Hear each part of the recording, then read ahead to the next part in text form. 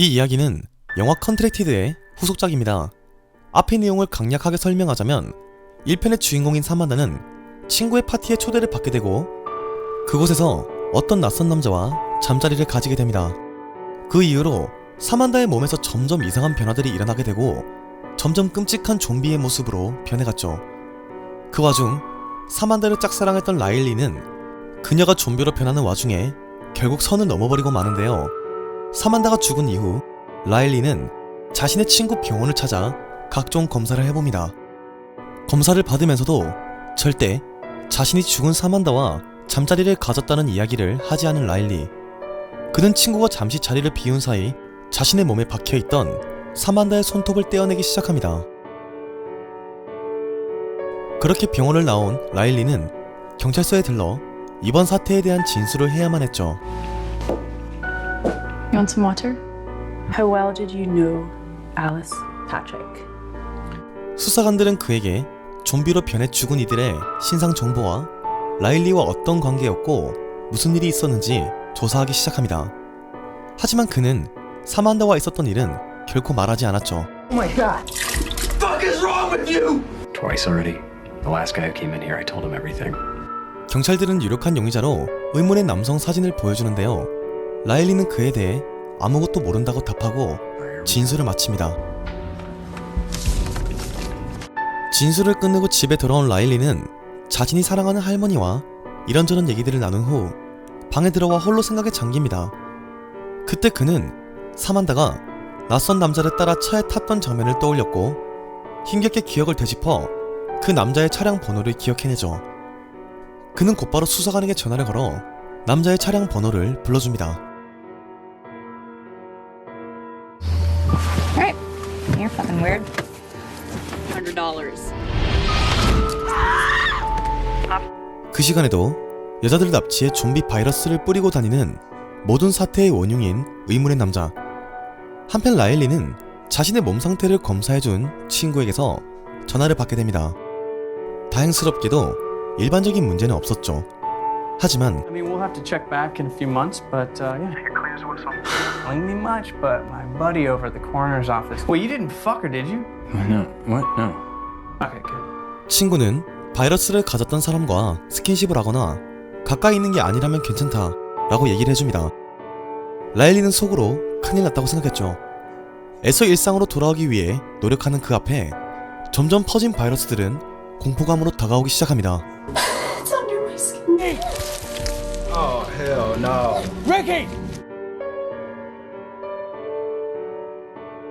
놀란 마음을 추스리고 죽은 친구의 추모식에 참석하러 간 라일리.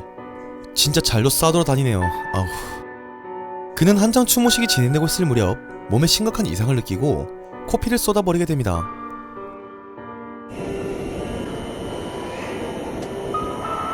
근데 그 코피는 소스에 들어가게 되고 누군가 그걸 찍어 먹습니다. 지가 슈퍼 전파자가 된 것도 모르는 라일리. 감염에 대한 위험성을 충분히 인식을 하게 됐음에도 그는 자신의 친구를 불러 술까지 마시는데요.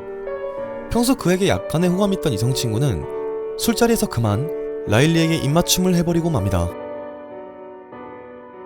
그리고 조금의 시간이 지난 뒤 라일리는 정신을 잃고 쓰러지고 말죠. 한편 그 시각 라일리가 준 차량 번호를 바탕으로 병을 퍼뜨리고 다니는 용의자에 대한 수사를 진행 중이던 경찰은 녀석이 숨어 지내는 한 버려진 집을 찾게 되고 그곳에서 여러가지 좀비 바이러스에 대한 실험과 연구 자료들을 찾아내게 됩니다. 하지만 그곳에서도 용의자의 모습은 찾을 수 없었죠. 다음날 눈을 뜬 라일리는 자신의 몸이 썩어가는 기분을 느끼게 됩니다. 그의 소변에서는 붉은 피가 나오고 몸들은 좀비처럼 썩어 들어갔죠. 그는 비명을 지르고 스스로 사태를 해결하기 위해 얼굴과 피부를 보이지 않게 무장을 하고 동네의 한 마트를 찾아가 그곳에서 독한 술과 칼을 구매하기 시작하죠. 그리고는 독한 술을 마시고 소독을 위해 손에 든 채 칼로 자신의 몸속을 기어다니는 이상한 벌레들을 꺼내기 시작합니다.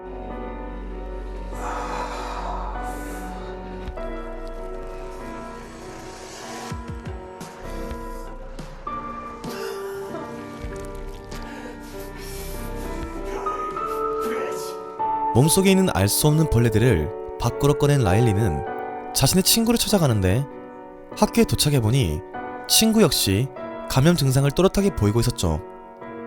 그렇게 두 사람은 이제 문제를 해결하기 위해 바이러스를 처음 퍼뜨리고 다닌 남자를 찾아야겠다고 생각합니다. 그 시각 자꾸 바이러스를 퍼뜨리고 다니는 라일리를 격리시키기 위해 그의 집을 찾은 경찰들. 하지만 그가 없는 동안 같이 살던 라일리의 할머니 역시 좀비가 되어버렸고 경찰들은 할머니를 사살합니다. 그러한 사실도 모른 채 태평하게 자신의 몸 상태를 살피며 남자를 쫓고 있는 철없는 멍청한 라일리. 태평하게 무기를 구하고 있던 그는 이내 자신을 추격하여 쫓아온 경찰들에 의해 체포되어 강제로 격리를 당하게 됩니다. 그러는 동안 친구는 목숨을 잃고 말죠. 결국 병원에 갇혀버리게 된 라일리. 그가 이제 모든 걸 포기하려 한 순간 병원의 엘리베이터가 멈추며 라일리와 경찰들이 그토록 찾던 의문의 남자가 모습을 나타냅니다. 그는 전신에 폭탄을 두르고 있었고 자신이 만든 바이러스가 퍼져나가는 모습들을 보며 매우 흥분하고 있었죠. You look amazing. Proud of you, Riley. Bastard. You're not gonna kill me, detective. 경찰들이 한눈을 판 사이 총을 난사한 남자. 그때 라일리가 뒤에서 남자를 덮친 후 반격에 나섭니다.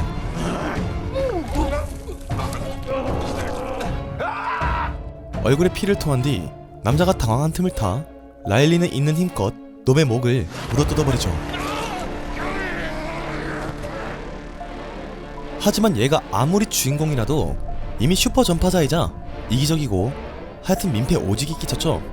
그 끝은 좋을 리가 없습니다.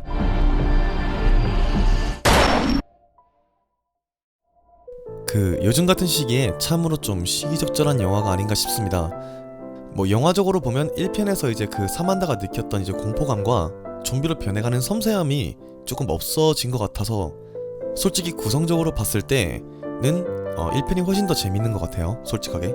근데 이제 이 친구 같은 경우는 이제 현재 막 어떻게 보면 슈퍼 전파자가 된 거죠. 물론 제일 먼저 악의적으로 퍼트린 저 놈은 완전 나쁜 놈이니까 걔를 빼면은 자기가 몸이 아픈 거를 누구보다 잘 알고 있어요, 걔는. 근데 자꾸 밖에 나가서 술 먹고 모임 나가서 피 퍼트리고 남한테 먹게 만들고 그러면서 자기는 무서워하고 너무나 이기적인 주인공의 모습이 아닌가 싶었습니다.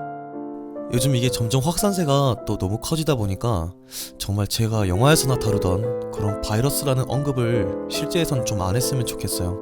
하루빨리 이제 마스크 벗고 다시 밖에서 좀 상쾌한 공기를 마실 수 있는 날이 왔으면 좋겠습니다. 시청해주셔서 감사합니다. 이상 홍시네마였습니다.